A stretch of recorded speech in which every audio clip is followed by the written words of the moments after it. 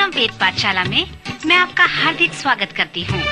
प्रिय श्रोता, परमेश्वर का वचन जीवित, पवित्र एवं सामर्थी है। आशा है कि आज के वचन से आपको आत्मिक लाभ होगा। तो लीजिए प्रस्तुत है ये संदेश।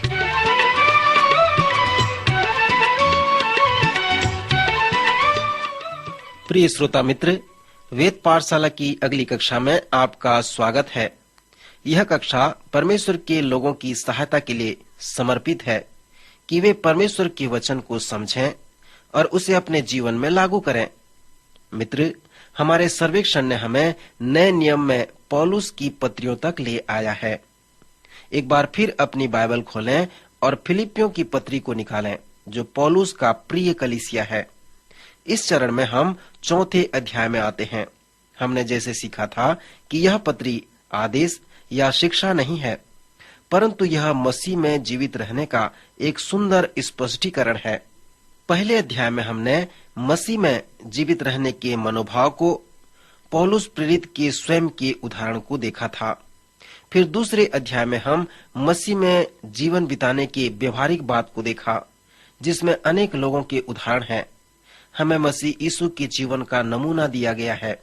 फिर पौलुस के जीवन का नमूना, तीमुथियुस के जीवन का नमूना और अंत में इपफ्रुदुस के जीवन का नमूना दिया गया है, जो एक वृद्ध व्यक्ति था और फिलिपियों से उस उपहार को पौलुस के पास जेल खाने तक ले आया था। तीसरे अध्याय में पौलुस हमें लिखकर बताता है कि मसीह में जीवित रहने के बाद किस प्रकार वो इनाम को प्राप्त किया जा सकता है, जिसके लिए परमेश्वर ने यीशु मसीह में ऊपर बुलाया है। या प्रभु यीशु मसीह हमसे क्या चाहता है कि हम करें। फिर उसने ये भी बताया है कि कैसे उस इनाम को हम प्राप्त कर सकते हैं। जैसे मैंने चौथे अध्याय का सार प्रस्तुत करता हूँ, तो हमें बताया गया है कि पौलुस और भी व्यवहारिक बन गया था। यह चौथा अध्याय मसीह में जीवित रहने का नुस्खा कहलाता है। इसे हम शांति का नुस्खा भी कहते हैं। क्या आपने कभी इस बात पर ध्यान किया कि नए नियम में पौलुस की पत्रियों में और अन्य पत्रियों में शांति का कितना महत्वपूर्ण अर्थ है? क्या आपने कभी ध्यान किया है कि मसीह के अनुयायी किस प्रकार एक दूसरे को अभिवादन किया करते हैं? उन्होंने कहा है, प्रभु यीशु मसीह और हमारे पिता परमेश्वर की ओर से तुम्हें अनुग्रह, शांति और करुणा होती रहे। वे प्रायः एक दूसरे पर आशीष की घोषणा करते हैं। सो मैं अभी उस सुंदर आशीष तक आया हूँ जिसे शांति कहते हैं। नए नियम के प्रथम सदी की कलीसिया में विश्वासीगण एक दूसरे को मसीह के शांति की इस प्रकार घोषणा करते थे और एक दूसरे को अभिवादन किया करते थे।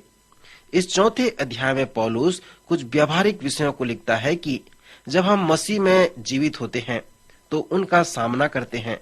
ये सब बातें शांति पे आधारित है। अब मैं चौथे अध्याय के कुछ पदों को पढ़ना चाहूंगा। पद 4 के आगे इस प्रकार लिखा है कि प्रभु में सदा आनंदित रहो। मैं फिर कहता हूँ, आनंदित रहो। तुम्हारी कोमलता सब मनुष्यों पर प्रकट हो। प्रभु निकट है। किसी भी बात की चिंता मत करो, परंतु हर एक बात में तुम्हारे निवेदन, प्रार्थना और विनती के द्वारा धन्यवाद के साथ परमेश्वर के सम्मुख उपस्थित किए जाएं। तब परमेश्वर की शांति, जो समझ से बिल्कुल परे है, तुम्हारे हृदय और विचारों को मसीह यीशु में सुरक्षित रखेगी। यहाँ पर शांति के लिए सलाह दिया गया है।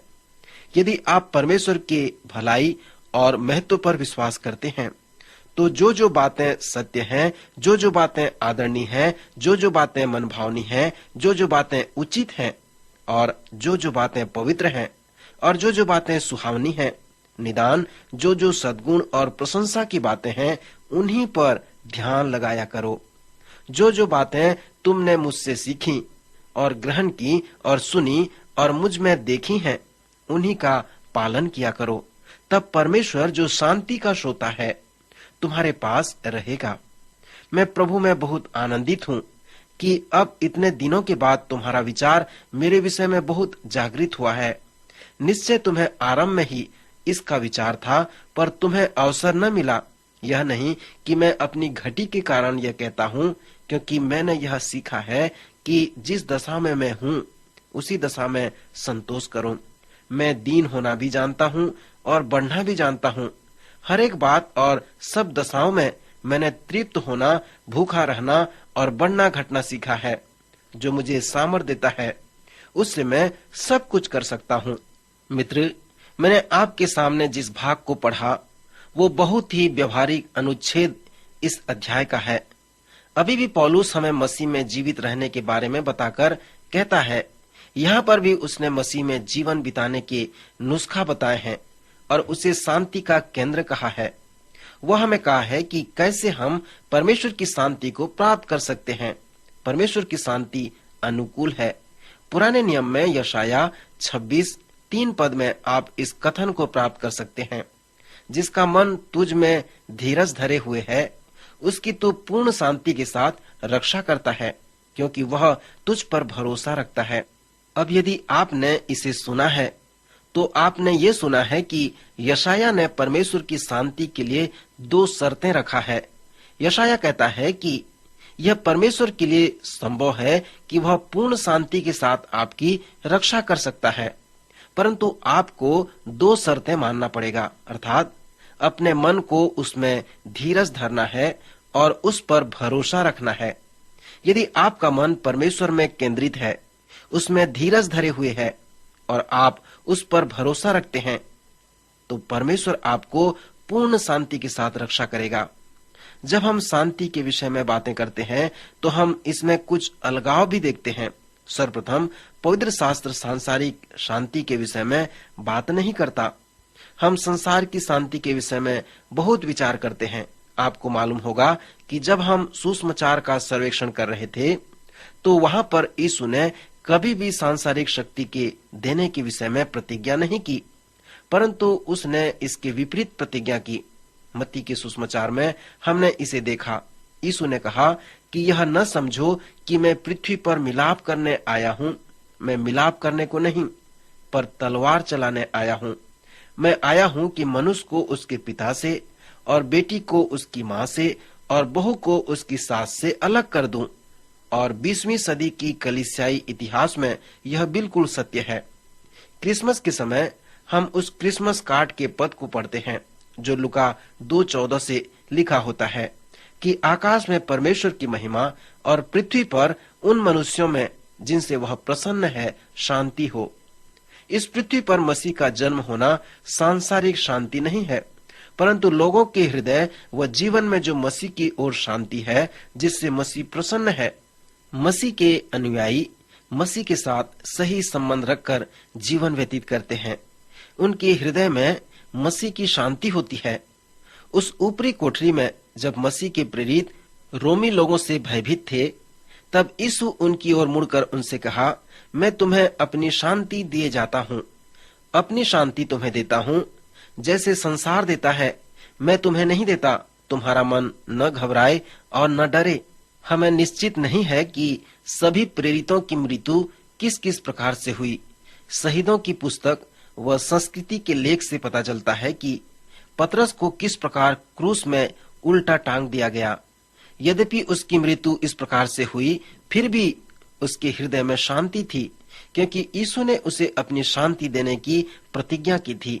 मैं विश्वास करता हूँ कि पतरस की मृत्यु उसके हृदय में शांति के साथ हुई, और यह अन्य प्रेरितों के लिए भी बिल्कुल सत्य है। श्रोता, फिलिपियों के 4 अध्याय में पौलुस ने सांसारिक शांति के विषय में नहीं बताया। पवित्र शास्त्र में शांति का अगला संदर्भ है जो परमेश्वर के साथ शांति को प्रस्तुत करता है। जब पौलुस सुसमाचार प्रचार करता है, तब वह परमेश्वर के साथ शांति के विषय को बताता है। पौलुस ने बताया है कि जब क्रूस पर मसीह की मृत्यु हुई तो वही मेल मिलाप है। पौलुस के अनुसार जब यीशु क्रूस पर मरा, तब परमेश्वर मसीह के साथ था और अपने साथ संसार का मेल मिलाप कर लिया। उसने लोगों के पापों के विरोध में उन्हें दंड नहीं दिया, परंतु उसने हमें मेल मिलाप की सेवा व संदेश सौंप दिया है। इसलिए हम बाहर जाकर लोगों से कहते हैं कि परमेश्वर के साथ अपने शांति में प्रवेश करो, क्योंकि यीशु क्रूस पर मर गया और परमेश्वर आपके साथ मेल मिलाप कर लिया है। इसलिए तुम भी परमेश्वर के साथ मेल मिलाप कर लो। दूसरे शब्दों में कहें, परमेश्वर के साथ अपनी शांति को स्वीकार कर लो। पौलुस रोमियो की पत्री के 5वें अध्याय के पहले पद में लिखता है, सो जब हम विश्वास से धर्मी ठहरे तो अपने प्रभु यीशु मसीह के द्वारा परमेश्वर के साथ मेल रखें। यहाँ फिलिपियों के 4 अध्याय में पौलुस सांसारिक शांति और परमेश्वर के साथ शांति के विषय में नहीं बता रहा है, परंतु वह हमें उस शुभ संदेश को सुना रहा है कि परमेश्वर की शांति जो समझ से परे है, सत्य व सुंदर है, वह तुम्हारे हृदय व विचारों को मसीह यीशु में सुरक्षित रखेगी। यह ऐसी शांति है जो परमेश्वर की ओर से निरंतर मिलती रहती है, पर तब मिलती है जब हम उसके शर्त को पूरा करते हैं। इस छोटे अध्याय में पौलुस ने हमें परमेश्वर की शांति के लिए यशाया की तरह 2 शर्तें नहीं दिए हैं, पर मैं विश्वास करता हूं कि उसने 4 अध्याय में परमेश्वर की शांति का 12 शर्त दिया है, जिसे पौलुस ने हमें बताया है। यदि आप उन 12 शर्तों को नहीं मानते, उसके अनुसार नहीं चलते, तो आप परमेश्वर की शांति को नहीं प्राप्त कर सकते। उसका पहला शर्त है, किसी भी बात की चिंता न करो।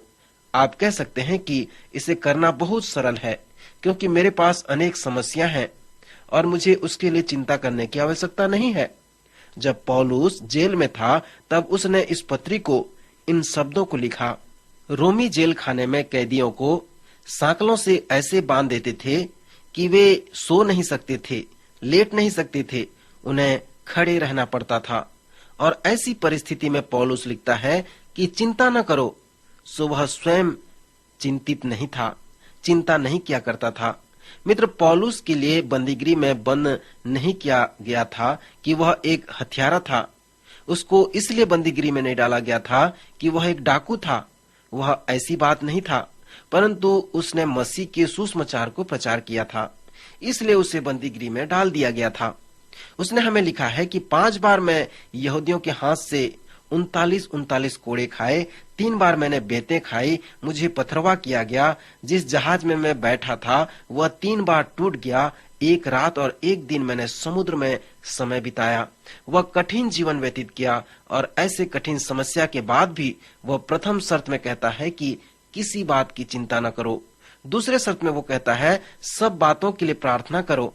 पौलुस यहाँ पर हमें बताता है कि हम हर एक बात के लिए परमेश्वर से प्रार्थना करें। हम चिंता न करें, लेकिन प्रार्थना करें।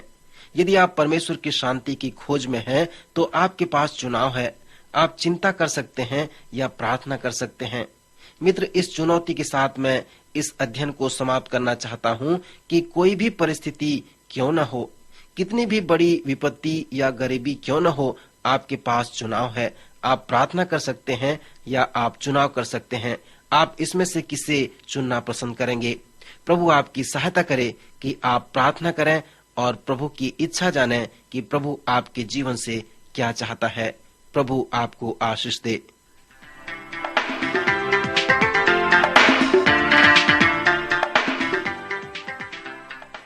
अभी आप सुन रहे थे कार्यक्रम वेद पाठशाला। श्रोता, हमें विश्वास है कि इस कार्यक्रम के द्वारा आपको आशीष मिली है। यदि इस कार्यक्रम के विषय में अधिक जानकारी प्राप्त करना चाहते हैं या बाइबल अध्ययन से संबंधित कोई प्रश्न हमसे पूछना चाहते हैं, तो आप हमें इस पते पर लिखें। हमारा पता है कार्यक्रम वेद पाठशाला, post box number 713 EN post, Faridabad 7। पता एक बार फिर सुन लीजिए। कार्यक्रम वेद पाठशाला, post box number 713 EN post, Faridabad 7। आज के कार्यक्रम का समय यहीं पर समाप्त होता है। अगले कार्यक्रम में आपसे फिर भेंट होगी। तब तक के लिए नमस्कार।